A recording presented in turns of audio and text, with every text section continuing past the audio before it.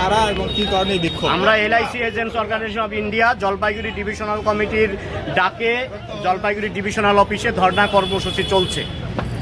আমাদের এই ধর্ণা কর্মসূচির আজকের যে মূল উদ্দেশ্য সেটা হলো অক্টোবরের 1 তারিখ থেকে এলআইসিতে অনেক পরিবর্তন এনেছে কেন্দ্রীয় সরকারের অঙ্গুলি হেলনে আয়াত দিয়ে। তার মধ্য দিয়ে এলআইসির এজেন্টদের উপরে বহুত চাপ সৃষ্টি হয়েছে। তারা 1956 সালে যে কমিশন আইন ছিল, যেভাবে কমিশন পেত, 1 অক্টোবর 2024 সাল থেকে সেই কমিশনের পরিমাণ অনেকটাই কমিয়ে দিয়েছে।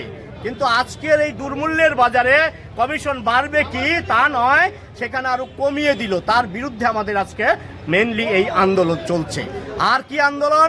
আমরা 14 সালের পরের থেকে, যখন 19 সালের পরে যখন জিএসটি চালু হয়, আমরা এলআইসি এজেন্টস অর্গানাইজেশন বারে বারে বলে এসেছিলাম যে জিএসটি ইন্স্যুরেন্সের উপর চাপানো যাবে না।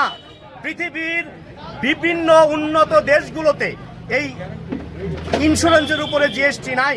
আমার দেশের সরকার জিএসটি তো চাপিয়েছেই বিমা মানে মেডিক্লেমের উপরে এবং টার্ম ইন্স্যুরেন্সের উপরে 18% জিএসটি। এই জিএসটি প্রত্যাহার আমরা দাবি রাখছি।